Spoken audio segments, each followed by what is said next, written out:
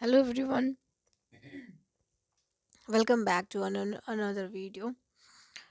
And in this video, we are going to discuss it that you can see here, that is based on class 8, English book of class 8, and it's about Unit 6A Champion Woman. Champion Woman is a chapter in which we'll discuss about a very talented, uh, very marvelous women of our country, which are champion in sports sector in many games and sports. So इस chapter में हमने जैसे पढ़ा है कि champion women है वो सारे के सारे स्पोर्ट्स वुमेन है।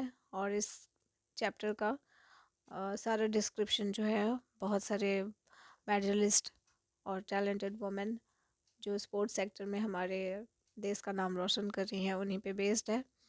तो इसका एक्सप्लेनेशन ना करके आज हम लोग इसके क्वेश्चन आंसर्स को करेंगे that we have after the end of this chapter. Here with the question I'm here. First question says, do you think the Indian women have silenced their critics and how? So पहला question है कि क्या आपको लगता है कि Indian women ने अपने क्रिटिक्स को अपने मीन्स इंडियन वुमेन ने क्रिटिक्स को साइलेंस कर दिया है? So the answer is yes, I do think that the Indian women have silenced their critics by winning medals and titles in various sports. तो बहुत सारे स्पोर्ट्स में बहुत सारे मेडल्स और टाइटल्स जीत के इंडियन वुमेन ने अपने क्रिटिक्स का मुंह ज़रूर बंद कर दिया है, उनको शांत करा दिया है। तो आगे पढ़ते हैं हम लोग। टेनिस सेंसेशन सानिया मिर्ज़ा के नाम से जानी जाती हैं, जो उन्हीं पे बेस्ड क्वेश्चन है।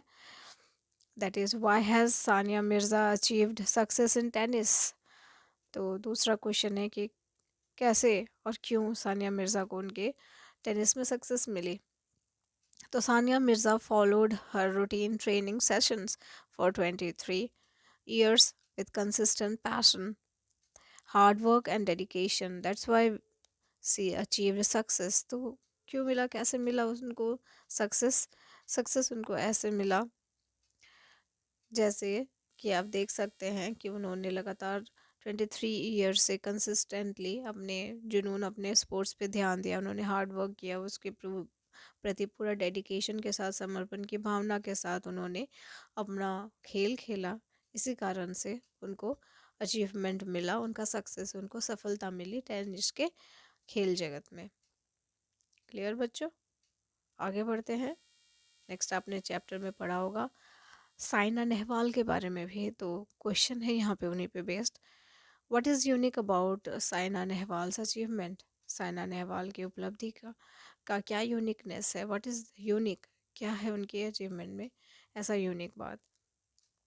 सो Saina is the first Indian badminton player to have won an Olympic medal.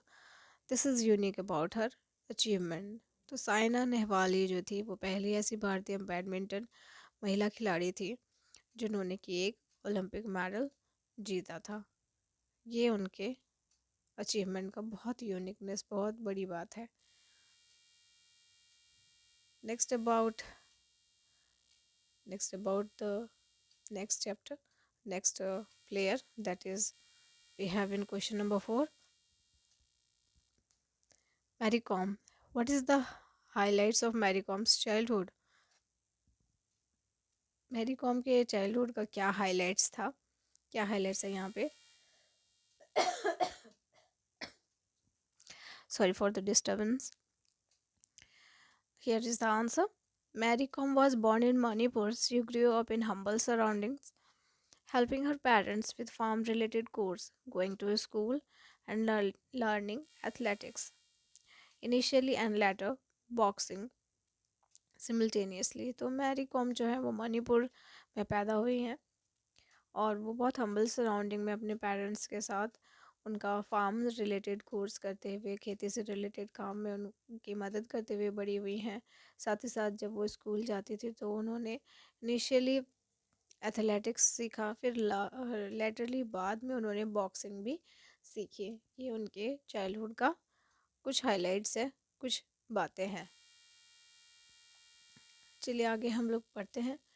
Moving to the question number 5। अगले प्लेयर है पीवी सिंधु। पीवी सिंधु से रिलेटेड क्वेश्चन है that PV Sindhu became the question says what is the biggest achievement of PV Sindhu? PV Sindhu के का सबसे बड़ा achievement क्या है? तो PV Sindhu answer is PV Sindhu became the first Indian woman to win an Olympic silver medal at the 2016 Summer Olympics. This is the biggest achievement of all.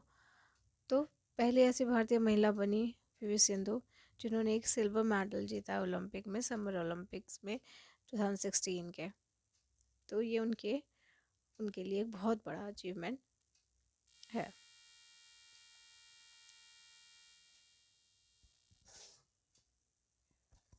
So here is the next question based on Sakshi Malik and Fogart sisters. The question is list out the similarities between Sakshi Malik and Fogart sisters. क्या similarities हैं साक्षी मलिक और Phogat sisters के बीच? The answer is both Sakshi Malik and Fogart sisters are from Haryana and they all are wrestlers. They have won many prestigious awards for our country. तो साक्षी मलिक और Phogat sisters जो हैं वो सभी के सभी रेसलर्स हैं और सभी हरियाणा से हैं।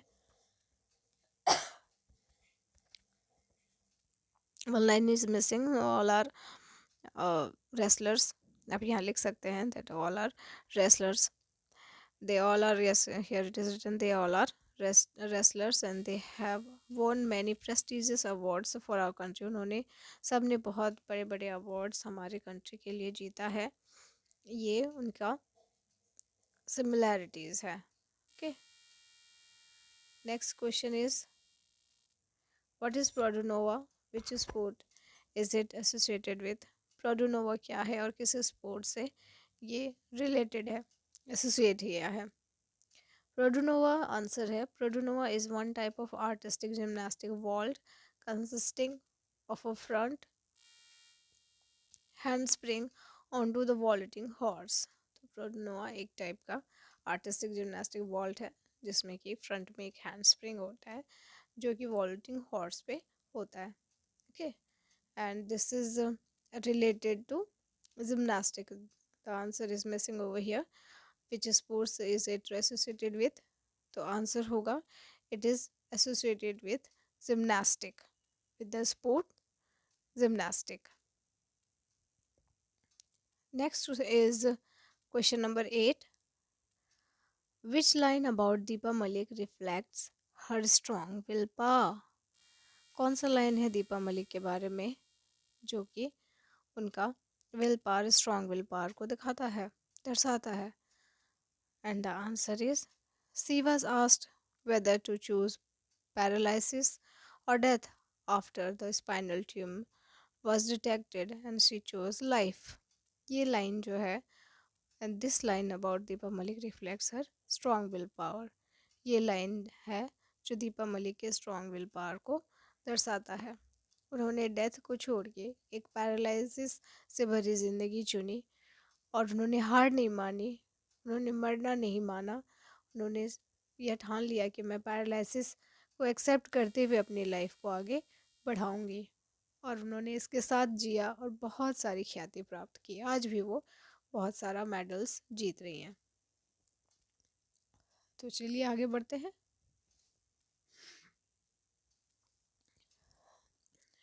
Next number is 9। The life of which sports women influences you the most? Give reason. इस चैप्टर में हमने बहुत सारे स्पोर्ट्स वुमेन के बारे में पढ़ा है। तो क्वेश्चन पूछा जा रहा है कि कौन से स्पोर्ट्स वुमेन जो है आपको बहुत इन्फ्लुएंस करती हैं, जैसे आप काफ़ी प्रभावित होते हैं, साथ ही साथ उसके लिए आपको इसका रीज़न भी देना है।